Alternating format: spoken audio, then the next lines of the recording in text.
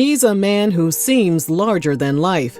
He's charming, he's funny, he says the right things, and he's charismatic. But underneath that smile and the tailored suits, Nick Cannon lives a complicated reality that many refuse to confront. Nick has fathered 12 children with 6 women. Some claim he's rewriting the rules of fatherhood. Others see a man unraveling in real time. But when one man intentionally creates fragmented households coast to coast, it's no longer about a lack of contraceptives or carelessness. It points to something deeper, something wired in the mind.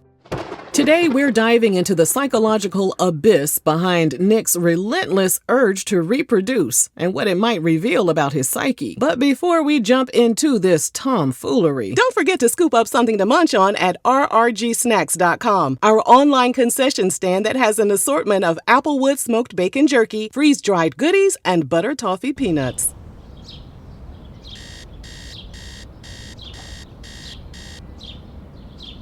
Nick didn't just wake up one day and decide to create a modern-day compound of offspring. This pattern and the insatiable need to spread his legacy points to an internal storm few can name and even fewer understand. His story is one of contradictions. He was raised in the church and is the son of a preacher. He often speaks of God and divine purpose, yet actively creates unstable circumstances. After welcoming twins, Nick filed for divorce from Mariah, and their split was finalized in 2016. What followed wasn't just a lifestyle shift, it was an unraveling. The public saw a man embracing consensual non-monogamy, but beneath the surface, it looked more like a coping mechanism dressed up as freedom. Nick has admitted that before adopting this open approach to relationships, he was a toxic partner. He lied, cheated, and destroyed trust without blinking an eye. So now he says he's doing things differently. He tells his partners up front that he isn't promising forever. But what he may not fully see is that this new version of him might be more organized, but just as chaotic. The divorce from Mariah was more than the end of a marriage. It was the loss of the one relationship that grounded him. She was the image of success, the pinnacle of fame, the woman who gave him structure. When that ended, something unhinged inside him. Rather than sit with the grief and rebuild, he scattered himself.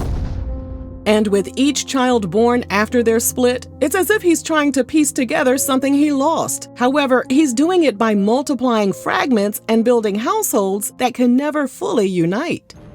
In May 2025, one of his children's mothers, Alyssa Scott, publicly accused him of not seeing their daughter, Halo, in over a month. Her allegations aren't surprising. When one man has 12 children by 6 women and a busy career, the depth of connection with each child will likely suffer.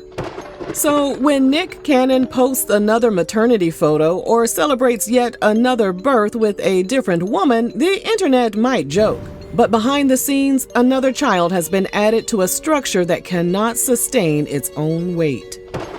Some speculate that he's populating the earth due to his lupus diagnosis. In 2012, he was hospitalized multiple times and even admitted he believed he wouldn't live past 40. This is why some speculate he's creating a lineage out of fear. However, legacy means nothing if it's rooted in abandonment, watered by instability, and inherited as trauma. Nick also claims to have deep love and respect for the mothers of his children. What he fails to realize is that the respect is measured by what he leaves a woman with once he's gone. And many of these women, while seemingly complicit, may also be locked in their own psychological patterns of seeking love through proximity to status. This isn't just about Nick. This is about the system. The system of glorifying men who spread their seed recklessly while painting it as empowerment. The system of women who believe being chosen, even momentarily, means they've won, when in truth, they've just been drafted into an emotional war they didn't realize they were fighting. Nick's need to overperform masculinity through procreation suggests a deep identity fracture. Social psychologists note that hypermasculinity often emerges when men feel insecure about their status or identity, and one of the ways it manifests is through boot-knocking and reproductive dominance. Neuroscientifically, the male brain is wired to release dopamine when they experience a release in their sausage rocket. Bestie, you're a damn fool. However, for some men, that reward system becomes dysregulated. They chase new partners, not out of desire, but out of compulsion. It's a form of escapism. Every new baby is a high. Every woman who says yes is a validation. But what happens when the high fades, when the newborn smell wears off, when birthdays start to overlap, and when the faces begin to blur? The Journal of Marriage and Family published a study revealing that fathers with children in multiple households are significantly less likely to be involved in each child's life than fathers who have all their children in one home. And while Nick may have the financial resources, time is the great equalizer. No amount of money can stretch a man thin enough to be fully present in 6 households at once. We know. Marriage isn't the answer because not everyone wants to get married. However, commitment, structure, and co-parenting within a secure framework are essential for healthy child development. Otherwise, children become casualties of their parents' unresolved wounds. Now, we know some of the brother besties are already in the comments talking about, what about the women? Y'all always talking down on black men. Man, this a old black man hating channel. Lord have mercy. Blah, blah, blah, blah, blah, blah. Unsurprisingly, a man like Nick is a magnet for women with abandonment wounds. And there are a number of reasons why a woman might sign up to be baby mama number 7, 8, or 9. She might think things will be different with her. She might be delusional. And in the case of Nick's children's mothers, aside from Mariah, they might like having access to the power, stability, and fame that comes with being a part of this circus. Some of the women attached to Nick are educated, media savvy, and independently successful. It's easy to assume they know better. But knowing better and feeling worthy of having better are two very different things. Psychologically, it aligns with something called the scarcity mindset of love. It's when a person believes there's not enough love to go around, or that the kind of love they want is so rare they're willing to compromise everything to have a piece of someone. And here's what no one wants to admit.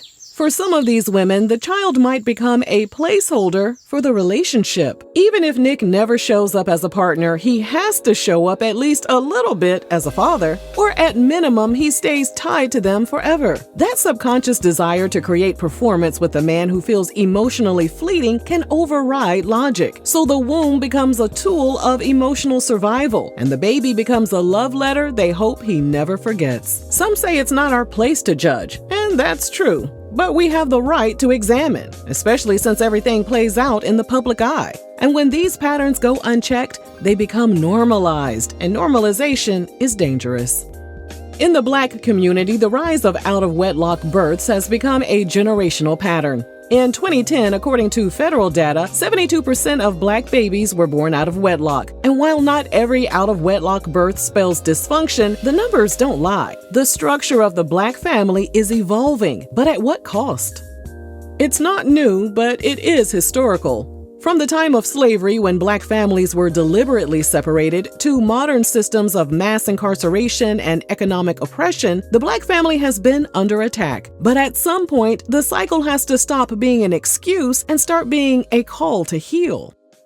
Nick Cannon is a talented man, a visionary in some ways, but even visionaries have blind spots. And when the cost of your blind spot is a child's emotional development, it's no longer just your problem, it's everyone's. Children remember absence. They remember when a parent doesn't show up. And one day, God willing, his children will grow up and become adults. They'll ask questions. They'll form opinions. Despite all of this, Nick said during a March 2025 episode of his We Play in Spades show that he's not ready to get a vasectomy because he's not done having children. Jesus take the sausage rocket. You thought I was going to say Jesus take the wheel, huh? Nope. When asked by his co-host if he wanted another child with one of the 6 mothers to his children or with another woman, Nick answered, I don't know. That's the thing. I leave it to the Lord. The Lord said, now why am I in it? While his co-host laughed, the topic is no laughing matter. At some point, the pattern has to break with awareness. The next generation of boys is watching. The next generation of girls is learning what love looks like. If we don't question these patterns and challenge them, we risk raising a generation that repeats them.